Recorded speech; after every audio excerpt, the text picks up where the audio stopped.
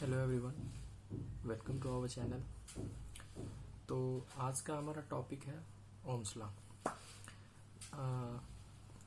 Last video में हम लोग ने इलेक्ट्रिक करंट के बारे में जाना था, कैसे फ्लो होता है।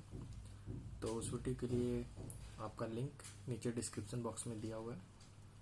तो आइए जानते हैं ओम्स लॉ क्या होता है। ओम्स लॉ होता है, ये क्या होता है, it gives a relationship between current and potential difference. मतलब ये हमको रिलेशनशिप देता है करंट और पोटेंशियल डिफरेंस।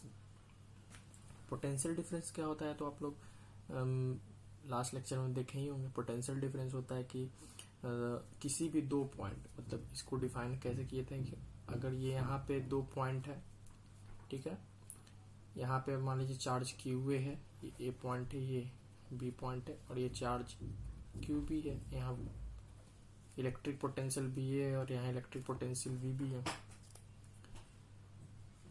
तो इस चार्ज को, एक किसी भी यूनिट चार्ज को एक पॉइंट से दूसरे पॉइंट पे ले जाने में जो वर्क डन लगेगा, इस उसे ही क्या बोलते थे, पोटेंशियल डिफरेंस, यानी V equal to W by Q हम लोग ये जाने थे।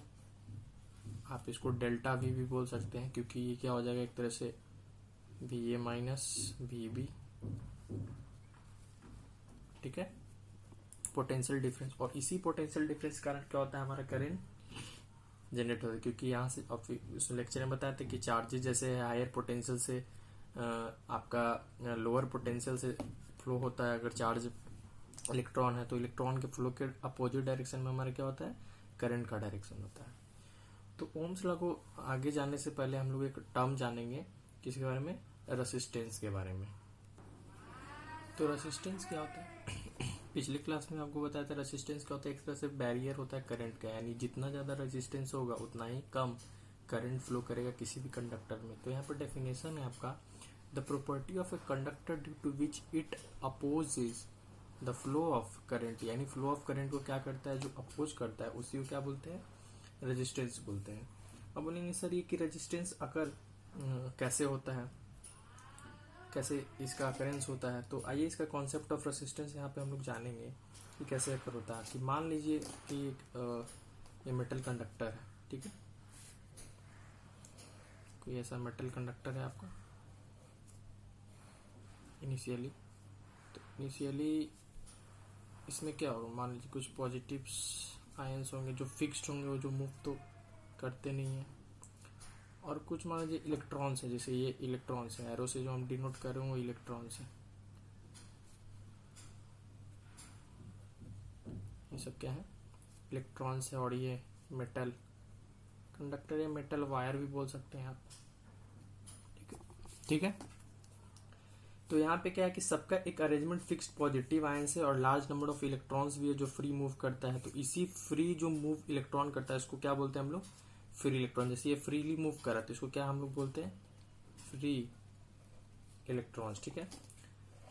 तो जब ये यहाँ पे पॉजिटिव आयन तो आपका फिक्स है, तो अगर ये रैंडम में भी अगर मूव करते हैं, मान लीजिए कि अब ये सब तो अपना स्टैटिक है यहाँ पे अभी पॉजिटिव आयंस, तो मान लीजिए कि इस दोनों इस मेटल वायर को हम लोग एक सोर्स से करंट प्रोड्यूस करने के लिए सोर्स चाहिए, तो इसको क्या किए हम कि कनेक्ट कर दिए सेल से, ठीक है, सेल से कनेक्ट कर दिए। ये हो गया आपका पॉजिटिव टर्मिनल, ये हो गया नेगेटिव टर्मिनल। तो इसके बाद हम लोग क्या देखेंगे, यहाँ पे कनेक्ट किए हैं तो उसके बाद क्या चेंज जाएगा कि मान लीजिए जैसे कंडक्टर था, ठीक है, तो ये पॉजिटिव आयन तो ऐसा ही है, सब फिक्स्ड है। तो जब ये वायर कनेक्ट हुआ है आपका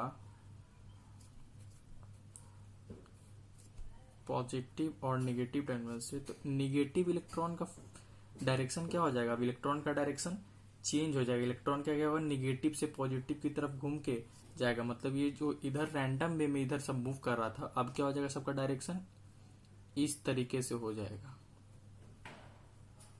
इलेक्ट्रॉन का डायरेक्शन कुछ ऐसे हो जाएगा, नेगेटिव से निकल के पॉजिटिव। तो अगर ये फ्लो ऑफ इलेक्ट्रॉन इधर है, इट मीन्स इतना तो आपको पता ही है कि फ्लो ऑफ इलेक्ट्रॉन अगर इस साइड है तो हमारा फ्लो ऑफ करंट इस डायरेक्शन में होगा। क्योंकि हायर पोटेंशियल से लोअर पोटेंशियल, प्लस से माइनस हमारा फ्लो ऑफ करंट है।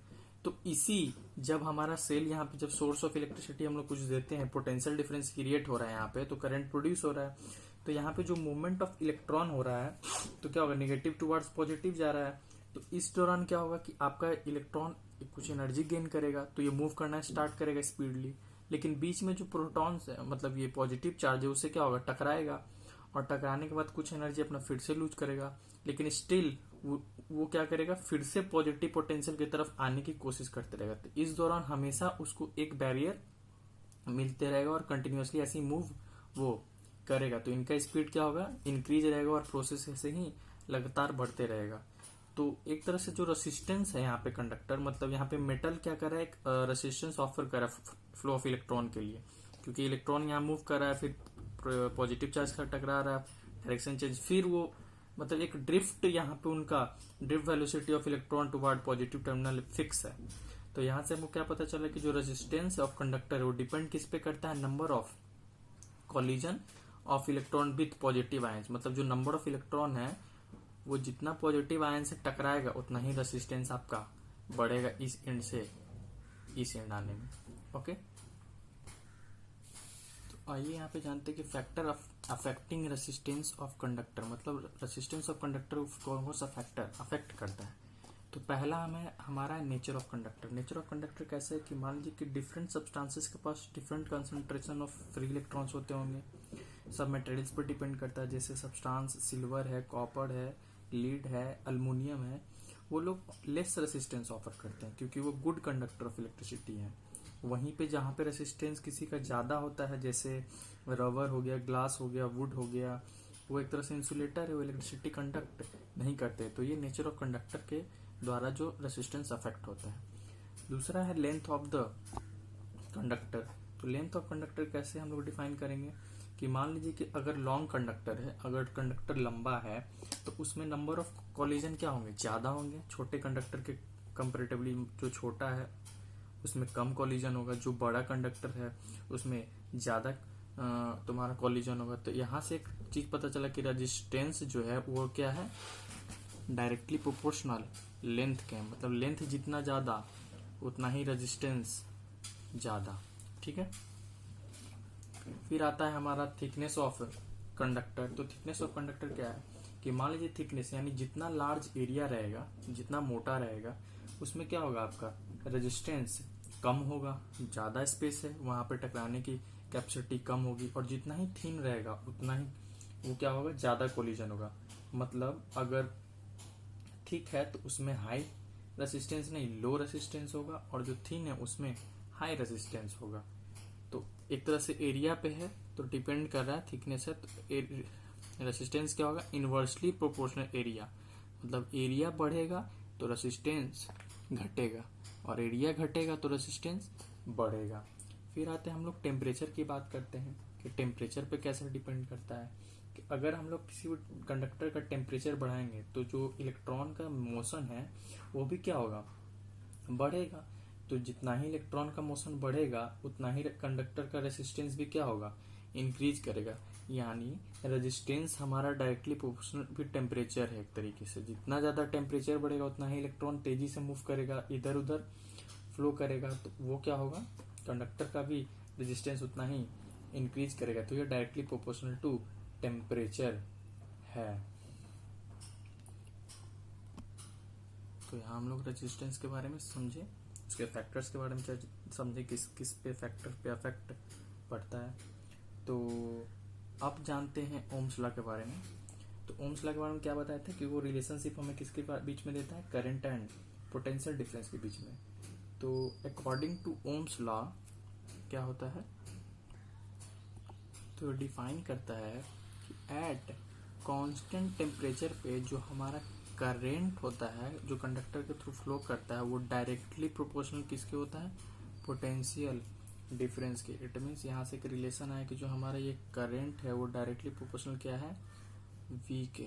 I क्या है, ये करंट है, इसको शॉर्ट में लिखते हैं पोटेंशियल डिफरेंस है, जिसका वोल्ट से डिनोट करते हैं, ये तो I से डिनोट होता है, इसका वोल्ट ऐसा यूनिट है, वी से डिनोट करते हैं, वोल्ट होता है इसका ऐसा यूनिट, ठीक है। और ये इसका ऐसा यूनिट क्या होता है, एम्पियर, ठीक है। तो यहाँ से प्रोपोर्शनल हटता है तो यहाँ से एक रिलेशन आता है, यानी इसको इस तरीके से भी लिख सकते हैं, V is directly proportional to I, लिख सकते हैं कि नहीं। तो ये प्रोपोर्शनल हटाने के बाद हमारा एक कांस्टेंट टर्म आएगा जो बोलते हैं रेजिस्टेंस। तो यही R जो है हमारा, ये क्या है अब,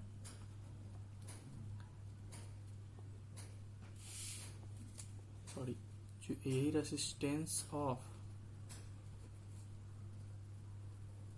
कंडक्टर, क्या बोलते हैं इसको, रेजिस्टेंस ऑफ कंडक्टर। और रेजिस्टेंस के बारे में आप अभी पीछे पढ़े ही, तो इसको V by I is equal to R, यानी आर हमारा ये क्या है, कांस्टेंट है, ठीक है। तो यानी यहां से समझेंगे जो हमारा पोटेंशियल डिफरेंस और करंट का जो रेशियो है वही क्या बतलाएगा, हमारा रेजिस्टेंस बतलाएगा। तो रेजिस्टेंस का भी यहाँ से ऐसा यूनिट निकालेंगे, कैसे, इसका क्या होता है, वोल्ट होता है जिसको हम लोग वी से डिनोट करते हैं, इसका क्या होता है, एम्पियर होता है। यानी जो रेजिस्टेंस है इसका ऐसा यूनिट क्या होगा, इसका ऐसा यूनिट होगा वोल्ट पर एम्पियर, जिसको हम लोग बोलते हैं ओम। क्या बोलते हैं, ओम। तो याद रखिएगा रेजिस्टेंस का ऐसा यूनिट क्या होता है, ओम, ठीक है। तो अगर कोई बोले कि रेजिस्टेंस ऑफ कंडक्टर को कैसे डिफाइन करेंगे, तो बोलेंगे resistance of the conductor is said to be if 1 ohm, मतलब यहाँ पे 1 ohm of if 1 ampere current flow through it when a potential difference of 1 volt is applied across the ends of the conductor. मतलब 1 ओम को अगर define करना रहे, मान लीजिए यहाँ पे 1 ओम है, ये 1 वोल्ट है और ये 1 एम्पियर है, तो इसको बोलेगा डिफाइन करने की 1 ओम को आप डिफाइन करिए। तो कैसे डिफाइन करेंगे कि 1 ओम वो रेजिस्टेंस ऑफ द कंडक्टर है व्हेन जब 1 ampere of current flow through a conductor with a potential difference of 1 volt. तो यहां से ये चीज आप समझ गए। तो यहाँ ग्राफ से समझेंगे कि जो हमारा ग्राफ आई और वी का ग्राफ बनता है ना, वो स्ट्रेट लाइन होता है, और स्ट्रेट लाइन तभी बनेगा जब कोई किसी का डायरेक्टली प्रोपोर्शनल होता है। तो यहाँ आपको पता है कि जो करंट है वो डायरेक्टली प्रोपोर्शनल किसके है, पोटेंशियल डिफरेंस के। तो आई जैसे जैसे बढ़ेगा वैसे जैसे पोटेंशियल डिफरेंस जैसे बढ़ाएंगे वैसे हमारा करंट भी बढ़ेगा।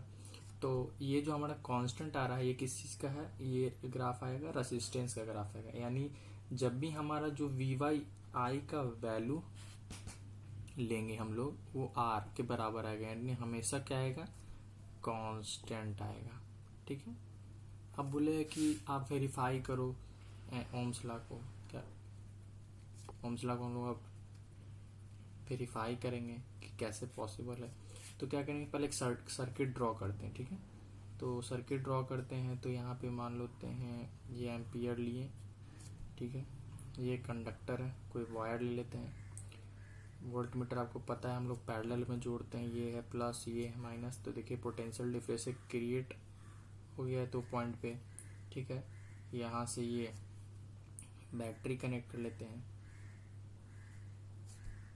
ये आपका स्विच हो गया, एस से स्विच है, ये बी बैटरी है, और यहाँ पे सॉरी ये है आपका रियोस्टैट, क्या है आपका आर एच से डिनोट करते इसको बोलते हैं रियो स्टैट, ठीक है। अब रियो स्टैट क्या होता है, रियो स्टैट होता है वेरिएबल रेसिस्टेंस से नाम से इसको जानते हैं कि कोई वेरिएबल रेसिस्टेंस होता है उसको रियो स्टैट बोलते हैं। मतलब ये स्टैट का यूज हम लोग करते हैं करंट को चेंज करने के लिए सर्किट में विदाउट चेंजिंग द वोल्टेज, मतलब बिना वोल्टेज को चेंज किए जो हम लोग करंट को चेंज करना होता है तो हम लोग रियो स्टैट का यूज करते हैं।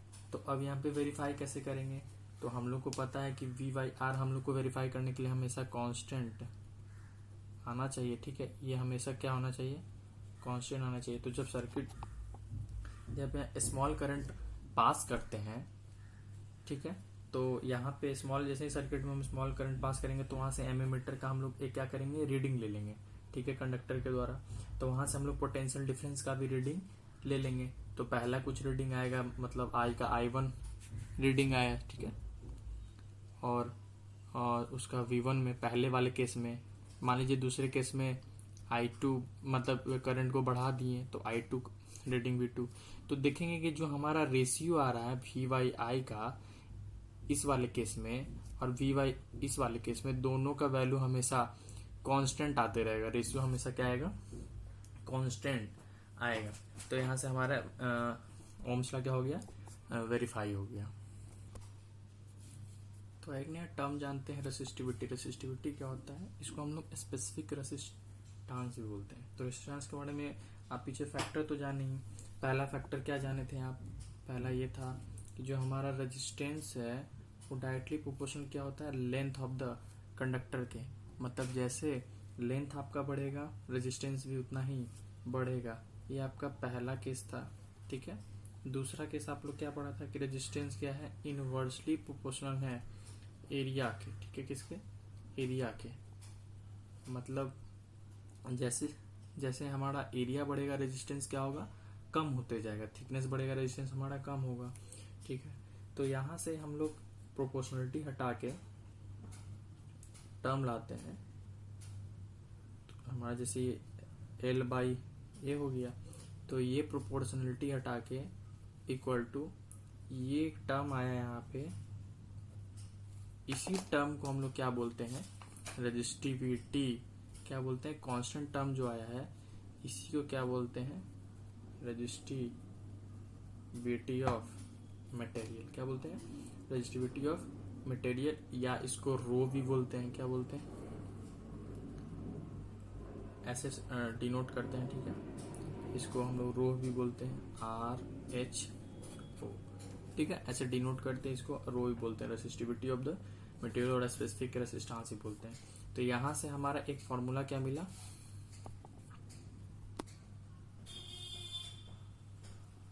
R रो